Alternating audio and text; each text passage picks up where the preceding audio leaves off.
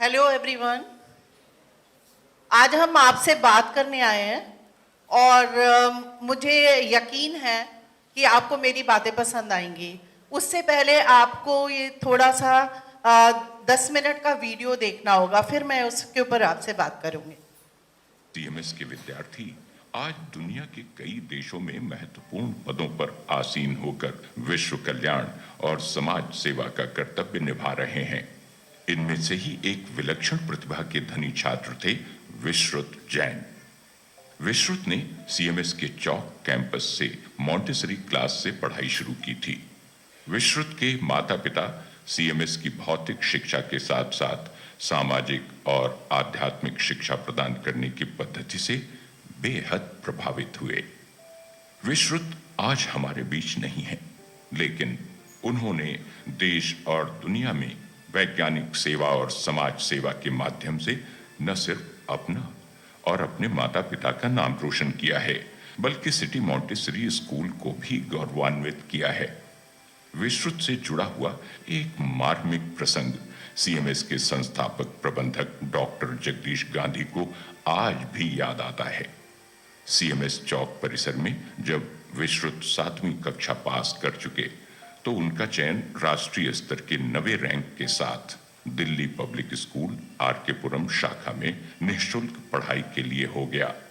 तब उनके पिता श्री ए.के. जैन ने डॉक्टर जगदीश गांधी से भेंट की। उन्होंने डॉक्टर गांधी को विश्रुत की उपलब्धि के बारे में बताया तो सीएमएस के फाउंडर मैनेजर ने उन्हें बधाई दी और राय दी कि विश्रुत को डीपीएस में दाखिला दिलाएं, जहां उन्हें निःशुल्क आवास, भोजन और पढ़ाई लिखाई की सुविधाएं मिलनी थीं। सहसा विश्रुत के पिता ने डॉक्टर जगदीश गांधी से एक सवाल किया, क्या सीएमएस की तरह ही विश्रुत को डीपीएस में भी भौतिक शिक्षा के साथ साथ मानवीय और आध्यात्मिक शिक्षा मिलेगी, जिससे कि विश्रुत के व्यक्तित्व का सर्वांगीण विकास हो सके? इस पर डॉक्टर जगदीश गांधी ने कहा कि इस प्रश्न का उनके पास कोई जवाब नहीं है। ये सुनकर विश्रुत के पिता संशय में पड़ गए, लेकिन दूसरे ही क्षण उन्होंने दृढ़ संकल्प के साथ कहा कि विश्रुत दिल्ली नहीं जाएगा और सीएमएस में ही पढ़ेगा। इसके बाद विश्रुत ने आगे की पढ़ाई सीएमएस के स्टेशन रोड कैंपस से पूरी की। जाहिर है कि एक और सुविख्यात विद्यालय की निःशुल्क सुविधाओं को वरीयता न देकर विश्रुत के पिता ने सीएमएस को ही महत्ता दी। विश्रुत ने सीएमएस से 12वीं तक पढ़ाई की। इस दौरान उनका चयन नेशनल टैलेंट सर्च स्कॉलरशिप के लिए हो गया। बहुमुखी प्रतिभा के धनी विश्रुत मार्शल आर्ट में ब्लैक बेल्ट होल्डर भी रहे। अंतरविद्यालयी वाद विवाद प्रतियोगिता में उन्होंने प्रथम स्थान प्राप्त किया। 90% अंकों के साथ कक्षा 12 की परीक्षा पास कर विश्रुत ने सिंगापुर एयरलाइंस की 100% स्कॉलरशिप के साथ सिंगापुर की नेशनल यूनिवर्सिटी में दाखिला लिया। यहाँ से उन्होंने बीएससी और एमएससी किया। एमएससी में तो वो टॉपर भी रहे। विश्रुत ने पहली नौकरी फ्रांस की विश्वविख्यात मैनेजमेंट कंपनी स्टर्न स्टेवर्ट में वाइस प्रेसिडेंट के पद से शुरू की। इसके बाद दुनिया के सबसे बड़े प्रबंधन विद्यालय इनसेट में उन्होंने एसोसिएट प्रोफेसर के रूप में नौकरी शुरू की। इस दौरान उनकी एक किताब भी प्रकाशित हुई। विश्रुत की प्रबंधन कला और उनके व्यक्तित्व की अन्य विशेषताओं के सभी कायल थे। उन्हें प्रतिष्ठित बोस्टन कंसल्टिंग ग्रुप ने अपना पार्टनर भी बनाया। विश्रुत अपने पीछे पत्नी और एक पुत्र छोड़ गए हैं। विश्रुत ने सीएमएस की मानवीय और आध्यात्मिक शिक्षा को आत्मसात कर लिया था। उन्होंने अपनी नौकरी के दौरान नेपाल की अत्यधिक गरीब 17 बालिकाओं को गोद लेकर उनकी पढ़ाई और अन्य बुनियादी सुविधाओं का खर्च उठाना शुरू कर दिया था। साल में एक बार विश्रुत इन लड़कियों और उनके पारिवारिक सदस्यों के साथ घूमने जाया करते थे। गत 4 फरवरी 2019 को विश्रुत इन्हीं लड़कियों और उनके परिवारों के साथ काठमांडू से थोड़ी दूरी पर थे, तभी उनको दिल का दौरा पड़ा। जब तक हेलीकॉप्टर से उन्हें काठमांडू ले जाया जाता, रास्ते में उन्होंने दुनिया से अलविदा कह दिया। नियति को शायद यही मंजूर था। विश्रुत तो चले गए, लेकिन उनकी नेक नियति और सामाजिक सेवा को हमेशा याद किया जाएगा। सीएमएस परिवार अपने इस लाल को खोकर अत्यंत शोक संतप्त है। ईश्वर विश्रुत की आत्मा को सद्गति दे, हमारी यही प्रार्थना है।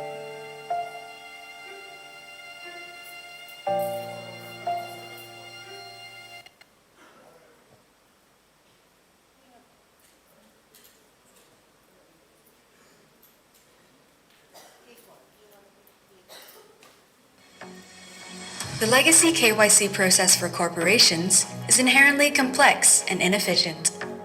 A corporate relationship manager needs to retrieve over 200 pieces of data from multiple sources in order to determine a customer's eligibility and fitness. This results in an extremely complex and time-intensive experience for both the employee and the corporate customer. Digital technology is evolving the future of banking. These advances are transforming the KYC journey. So the challenge of the KYC process is the complexity and the inefficiency of the process itself. We need to go through each individual stakeholder's KYC, watch list, sanction, and those consist of 8 to 10 systems. There is no way to simply re-engineer your way out of this problem. You have to actually zero-base it and think about it completely different. So that's what we started doing with the IBM team. We started with the vision of why would it not be possible to start with just one field where you enter the juristic ID of the company and then the computer would handle everything else. And the results have been absolutely fantastic.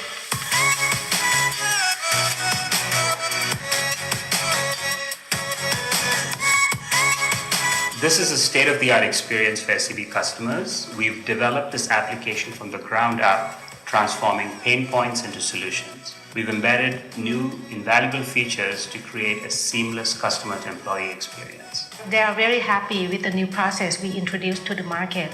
We have to do KYC in every level of shareholding structure. It will take a lot of time. This process used to take 90 minutes to several days, and now with this new automated KYC calculation, the mode is about 4 to 5 minutes.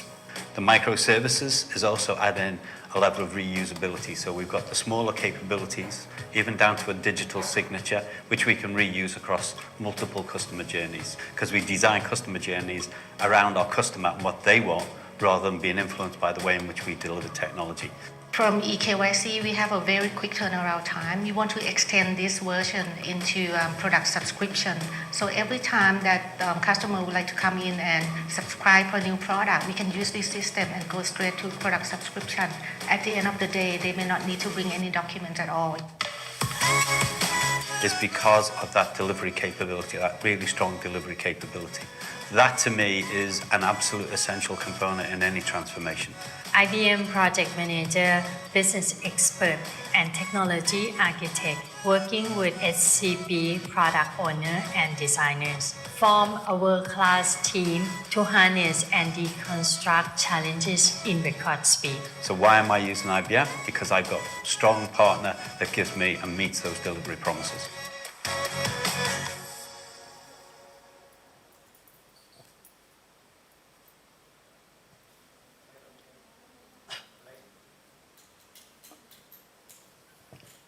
Yes इसको दिखाने का मुझे ये movie film अपने बेटे को promote करने का कतई नहीं था। मेरा सिर्फ ये मोटिव था कि आप भी ऐसे बन सकते हैं। You can also be like him. उसने क्या किया? उसने सिर्फ इतना ही किया जो आप लोगों को करना चाहिए। दिखा कभी नहीं दिया करते हैं नींव के पत्थर जिन पे इमारत बनती है। ये सुना है आपने? आपको इमारत बनाने के लिए अपनी नींव को स्ट्रॉन्ग करना पड़ेगा।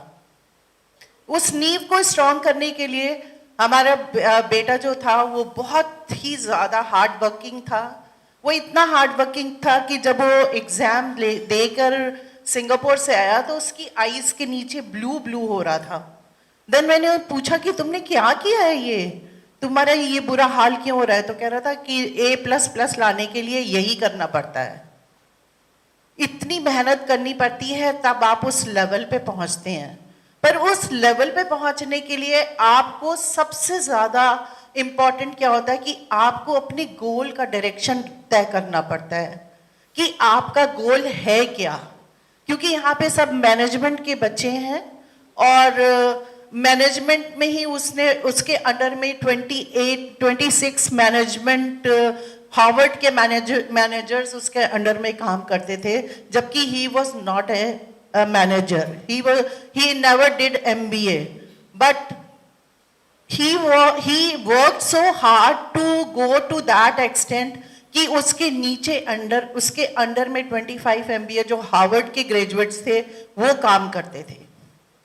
तो अब बात ये है, सिर्फ आपको मोटिवेट करने के लिए है कि आप लोग भी ऐसा कर सकते हैं और इस दुनिया में कुछ भी इम्पॉसिबल नहीं है। इसको करने के लिए आपको क्या क्या करना होगा ये आपको खुद तय करना पड़ेगा। ये कोई इंस्टीट्यूट तय नहीं कर सकता, कोई पेरेंट्स तय नहीं कर सकता। सिर्फ आपको एक इंस्टीट्यूट आपको सिर्फ ये बता सकता है, पेरेंट्स सिर्फ आपको बता सकते हैं कि आपको हाई लेवल पे पहुंचने के लिए क्या करना है, पर उसको करेगा कौन? Who will do it? बताइए, who will do it? You people will do it. You have to decide what you have to do. आपको तय करना है कि आपको क्या करना है। तो सबसे पहले मैं अपने स्टूडेंट्स को बताती हूं, पहले नंबर पे love yourself. What do you understand by love yourself? कोई बताएगा मुझको क्या? Please raise your hand. थोड़ा इंटरेक्टिव करते हैं तो थोड़ा इंटरेस्ट आएगा। Can you tell me anyone कि लव योरसेल्फ से क्या मतलब है? No one? Anyone? No. Okay, I will tell you कि लव योरसेल्फ से क्या मतलब है। लव योरसेल्फ से मतलब ये है कि जब आप अपने आप को प्यार करेंगे तब आप कुछ कर पाएंगे। अपने आप से प्यार करने का मतलब क्या है कि आप जब अपने आप को प्यार करेंगे तो आप अपनी राह अपने आप खोजेंगे। आपको लगेगा कि मुझको एक दिन बहुत ऊपर जाना है, तो वो आप डिसाइड करोगे, नो वन एल्स। कोई आपके लिए दूसरा डिसाइड नहीं करेगा। और अगर आप अपने को प्यार करोगे तो आप अपनी हर एक चीज को प्यार करोगे। तब आप अपनी हेल्थ को प्यार करोगे, तब आप अपने गोल को प्यार करोगे, तब आप अपने डेस्टिनेशन को प्यार करोगे, तब आप अपनी जर्नी को प्यार करोगे। आपको समझ में आ रही है ये बात? अगर आप अपने को प्यार करेंगे तो आप सबसे पहली क्या चीज इंपॉर्टेंट होती है कि कीप योर सेल्फ फिट। अगर आप अपने को फिट नहीं रखेंगे तो आप कभी अपनी डेस्टिनेशन पे पहुंच ही नहीं पाएंगे। तो लव करने के लिए सबसे पहले किसी को लव मत करिए, first love yourself.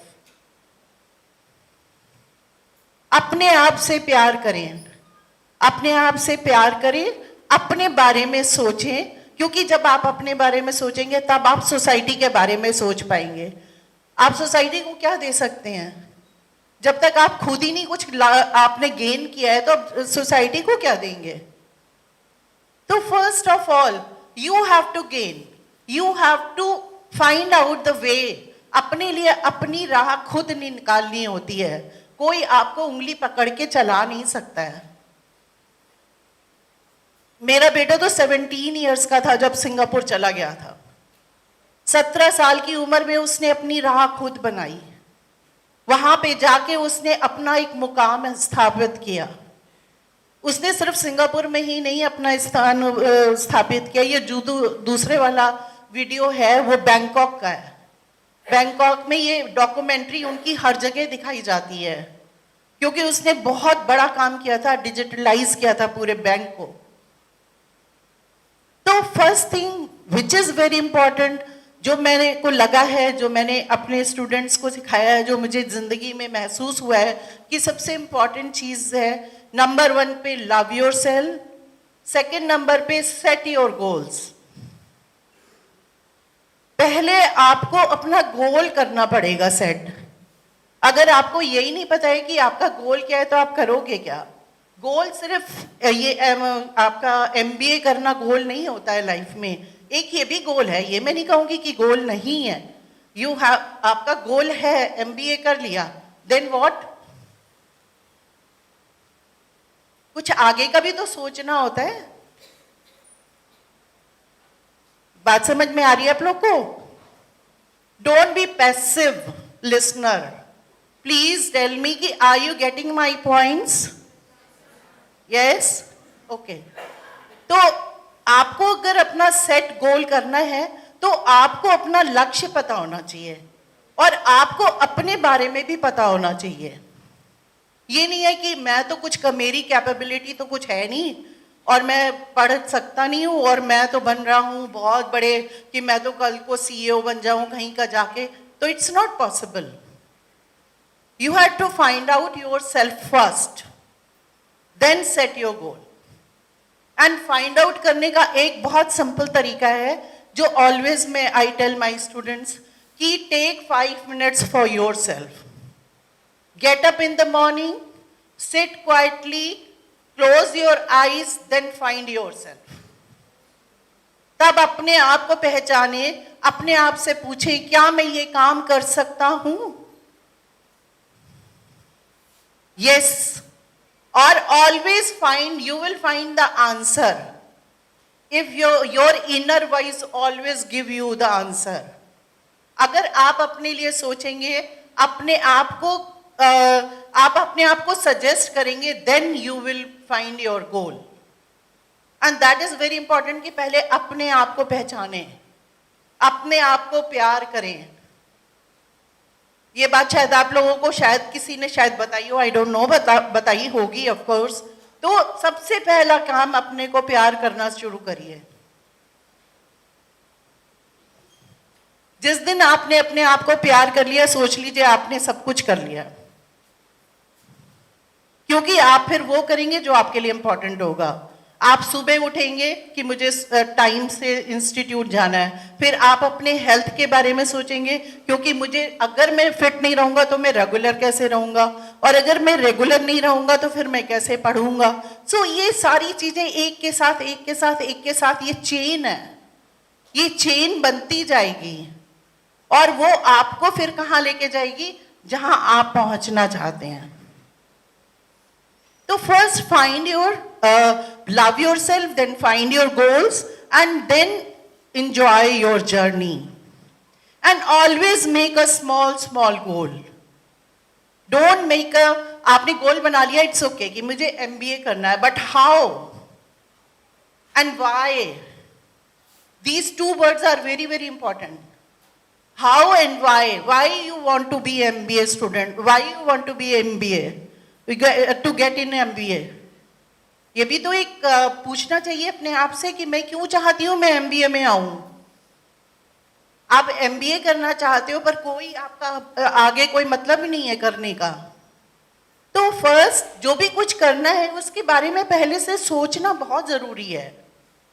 You have to find out why and how. जब आपको वाई मिल जाएगा तो हाउ भी आप तो कर ही लोगे। आपको टाइम से स्कूल आना है, आपको अपने टीचर की बात सुननी है, आपको उनके ऊपर अटेंटिव होना है, आपको अपना होमवर्क पूरा करना है, आपको अपना 100% देना है। आप एमबीए तो पास हो ही जाओगे। अगर आप एमबीए में एडमिशन लिया है तो कल को एमबीए बन के ही बाहर निकलोगे। पर फिर देन व्हाट? सोचा ही नहीं मैम। उसके लिए भी सोचना है। आपको ये भी सोचना है कि मुझे एमबीए करने के बाद मुझे और क्या करना है। मुझे किसी कंपनी में जाना है, मुझको सीईओ बनना है, या मुझको समाज के लिए काम करना है, व्हाटएवर है, ये आपकी अपनी चॉइस है। कोई किसी को फिलैंथ्रोपिस्ट नहीं बना सकता है। अगर आप नहीं बनना चाहोगे तो कोई नहीं बना पाएगा। ये इनर वॉइस है आपकी जो आपको प्रेरित करती है कि आप क्या करना चाहते हो।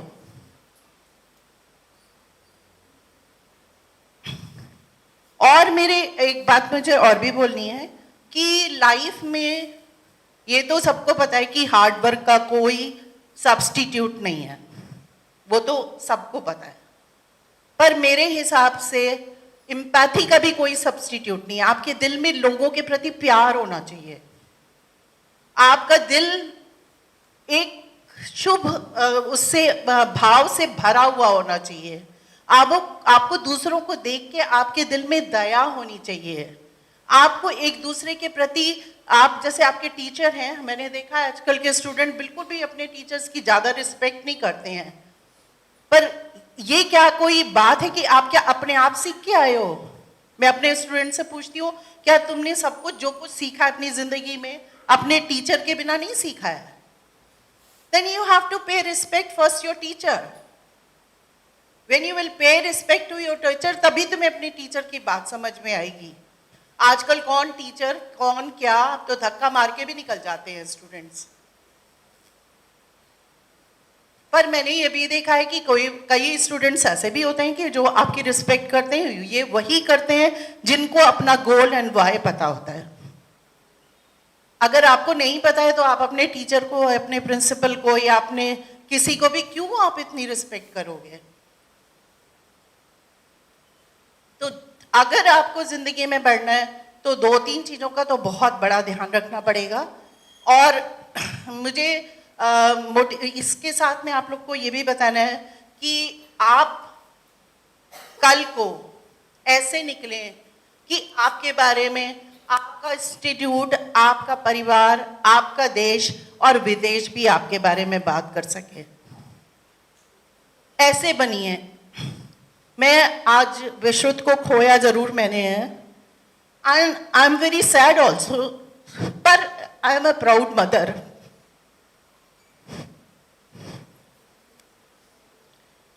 उसने अपने देश में तो विदेश में भी अपना नाम किया। उसके ऊपर कई बुक्स लिखी गई हैं। आज एक इकिगाई बुक है जिसमें उन्होंने टोटल 2500 लोगों में से 25 लोगों को छांटा है और उसमें विश्रुत भी है। तो आप ऐसे बनो। वो मेरा बेटा, मैं इसलिए नहीं कह रही हूँ, वो इन लखनऊ में से सिर्फ 2 बच्चे चुने गए हैं, इंडिया में से 3-4 बच्चे सिर्फ चुने गए हैं जिनको उसमें उन्होंने जो है फीचर किया है। बुक का नाम है इकिगाई। और मैंने भी अपने बेटे के ऊपर एक बुक लिखी है, sky is not the limit, क्योंकि उसकी हर चीज इट वाज सो, मतलब उसका हर चीज इतनी प्रेरणा देने वाली है कि आप लोग में से हो सकता है कोई मोटिवेट हो जाए सोच के कि मुझे भी उसकी तरह से ही बनना चाहिए। तो आप अपनी जिंदगी को बनाने का अपने ऊपर जिम्मा लीजिए, ना अपने टीचर के ऊपर, ना अपने पेरेंट्स के ऊपर। टीचर का काम सिर्फ पढ़ाना ही हो सकता है, उसके आगे कुछ नहीं होता। आपका काम है अपनी जिंदगी का जिम्मा खुद लीजिए और फिर जो बनना चाहते हैं वो बनिए और जो करना चाहते हैं वो करिए। तब आपके भी पेरेंट्स इस तरह से खड़े होके प्राउडली आपके बारे में बात कर पाएंगे। जिंदगी बड़ी होनी चाहिए, लंबी नहीं होनी चाहिए। आज मेरे बेटे की जिंदगी लंबी नहीं है, पर इतनी बड़ी हो गई है कि यहां से लेके बैंकॉक से लेके अमेरिका तक उसके बारे में लोग बात करते हैं। तो आप भी अपनी जिंदगी को बड़ी बनाएं, लंबी मत बनाएं। Thank you.